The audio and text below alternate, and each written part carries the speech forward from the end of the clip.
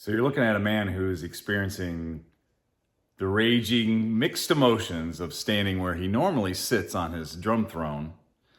And yeah, gave me the opportunity to rearrange the library. And I had moved the economics library and the Reagan library over to here when I got sidetracked to talk about these ridiculously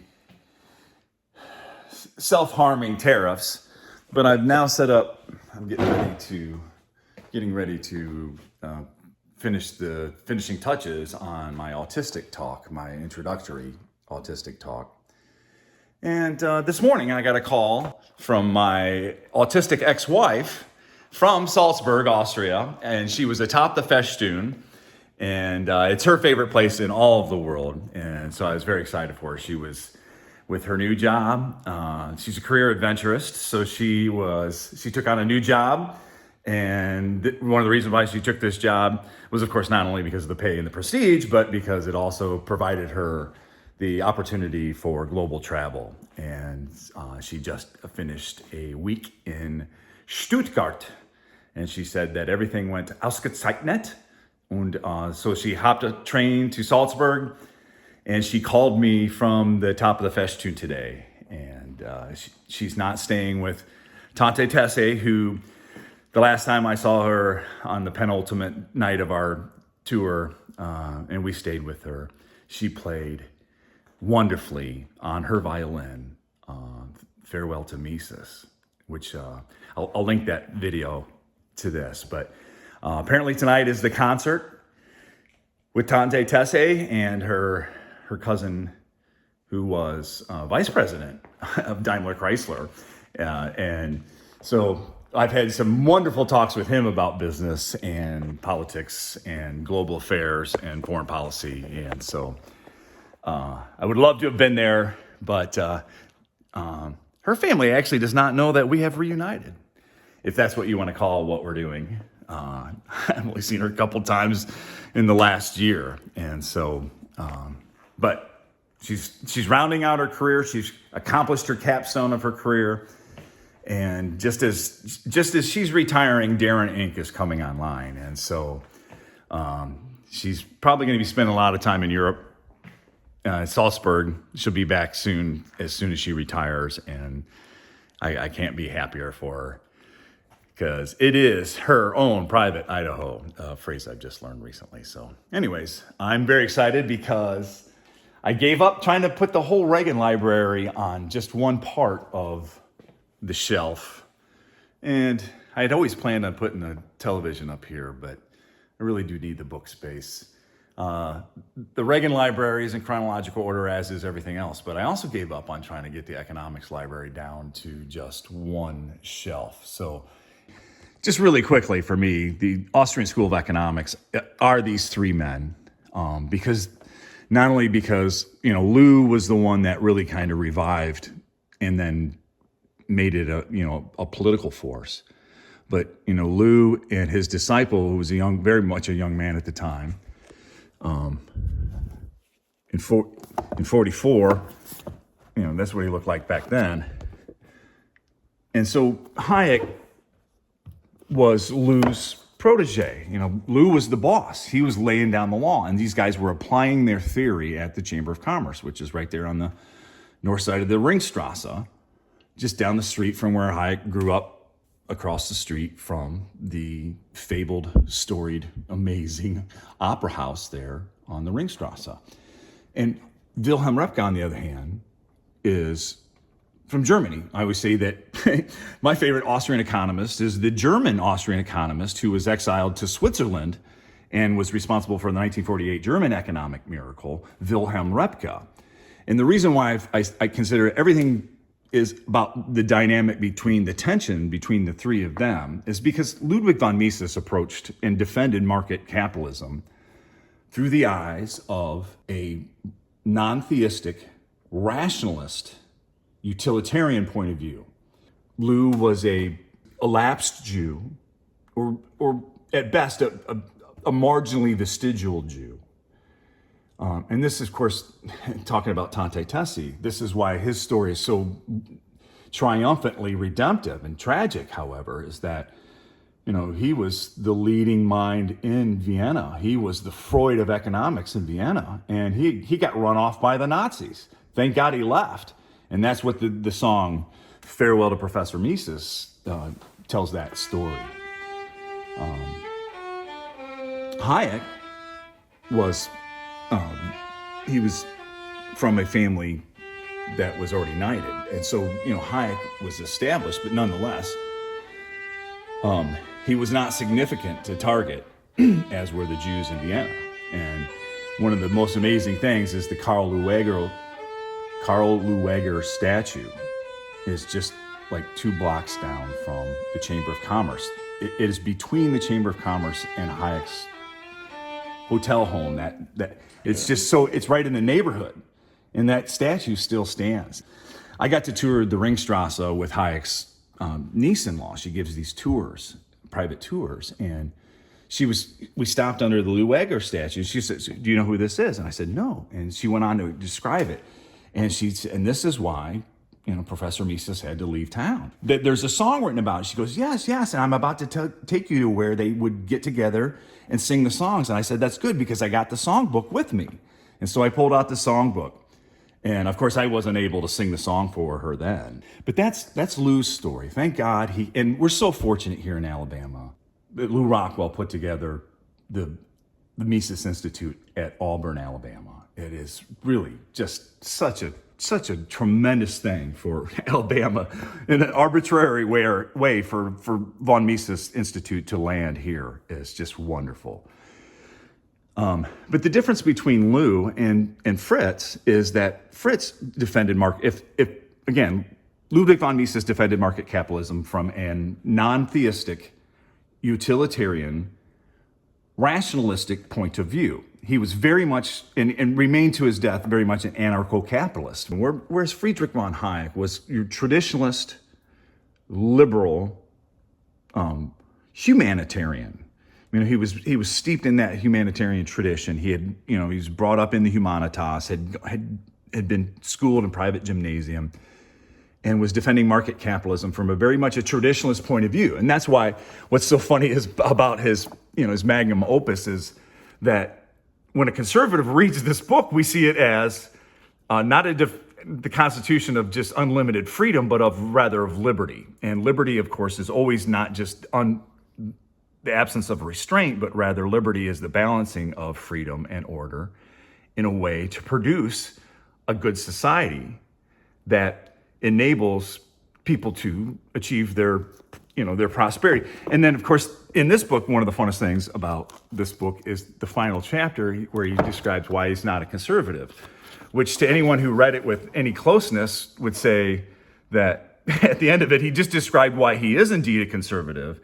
And the only person he convinced that he wasn't was himself and folks that approached this essay with the intention of misunderstanding him and looking for a cudgel then, and therefore for the rest of their lives trying to beat us conservatives over the head with it. But you really want to talk about that essay, we can do that. Bring it on. And so that was 1960, but what was, in my opinion, even more important in 1958 was when Wilhelm Röpke brought out The Humane Economy. Wilhelm died shortly thereafter. Russell Kirk actually helped bring out this book, the Sage of Makasta. Russell Kirk, he's one of the top 5 in my constellation of greatest role models. And Russell Kirk Reagan called him the prophet of American conservatism. But Russell helped bring out Wilhelm Röpke's book because Wilhelm Röpke defended market capitalism, although he accepted most of the Austrian argument. He was more of a Hayekian, but Wilhelm Röpke and Hayek were publishing almost in duels the whole way through. Röpke would bring out a book, and then Hayek would bring out a book that was very similar with the same themes, addressing the same issues from his more, and this is the point, and this is to understand Röpke is to understand that he was defending market capitalism like Reverend Robert Sirico does, from a very Christian perspective. So So he understood, like William F. Buckley would say that the problem with socialism is socialism. It's just, it works contra to, it doesn't work, but it attempts to work contra human nature. Whereas the problem with capitalism is capitalists. There is always going to be a whole bunch of, because a man is flawed and he's evil. There are always going to be evil capitalists out there who will step on their mother's neck to make a buck. They just don't care, okay? But the problem isn't capitalism, is what to do with those types of people. And so Röpke makes the argument that, no, not only do we build a good society in which we allow better people to flourish and thereby become our role models that become our guiding lights of society, and therefore, bad behavior is not tolerated. It's just, that's the difference between a good society and a bad society. You can determine, following Socrates is one of my main points, is that you judge a society, a good society or a bad society, based on the typical man it produces. Or its art, which is in some ways kind of the bellwether of that culture. So I'm looking for the good society. It's probably tucked behind somewhere over here. Anyways, so these are the kinds of thoughts with which I am constantly concerned. And so to bring it all together, just to pass over it here, is that what you're seeing here in the economics library is basically, it begins with the Austrian School of Economics, and then the Americans come online in various ways that really helped create a boost for many of these ideas, but they weren't in total agreement. Heck, even many of the Austrians kind of fell outside of this triangle of these three men. Boy, it sure would have been nice if Lou was publishing in the same vein as these two men were his rather two disciples. It would have been interesting to see what Hayek would have written if he'd had been Röpke's protege rather than von Mises's. But to turn to America is to turn, of course, to the Chicago School primarily, where Milton Friedman, Uncle Milton, and Gary Becker, and many others that are too numerous to mention, but there was an American synthesis that really came together under Reagan because of, in many cases, it's Art Laffer was not only an economic theorist that was able to understand things like these economic theorists, because these are not economists, they're economic theorists, right? So I don't pose as an economist, but rather as actually more of a philologist, a collector of the ideas, a meta-historian rather than a true historian of the Austrian school. I trace the ideas as they develop and how they evolve and how it's kind of a helix. There's a feedback loop taking place here. And so once you are able to see the patterns behind the reality, it becomes very exciting. So the thing that's key is that when Reagan got elected, the pillars of Reaganomics had already been articulated. And when Jack Kemp, and of course, George Gilder's most amazing book in 1981, all these things came together, and the Jack Kemp leading the charge in Congress, the Kemp-Reagan bill of 1981 changed everything. And that's a whole other video to describe what had happened. But the important thing is that Art Laffer and Kudlow and Stephen Moore from Club for Growth and Wall Street Journal had written Trump's 2017 package. And it was very similar to the Kemp package. And so we had the same kind of results. I mean, economic activity, economic investment, new venture was booming just on the idea that the government was going to get out of the way, just as it had for Reagan. And so it's very frustrating for those of us who are Reaganauts, the term for the economists who are Reaganites, to see what opportunity we're missing here. It seems like, and I have not looked at the big, beautiful budget deal, but anytime a budget deal is being touted as big, that's a problem. And frankly, in the fog of war, the first casualty is the truth, so I probably won't even turn and look at it for a couple weeks. But the significant thing here is that the Austrian school, the Chicago school, I mean, Milton Friedman, for example, Milton Friedman spent his whole life fighting fiercely against the tariff and for free trade. And he may have been the first economist to actually introduce, in a very feasible, practical way, a constitutional amendment that abolishes tariff protectionism. And so it's very difficult for many of us to see us miss this tremendously huge opportunity when it could have been elsewise. But I can tell right now, and by the way, I'm really excited. I'm not happy that I've thrown out my arm and I no longer have a drum set there to play. It'll probably be fall before this thing recovers after surgery. But I do like the fact that I have a lot more room. And that maybe it was just God's way of saying, stop trying to do the drum thing, dear, and just focus on your singing.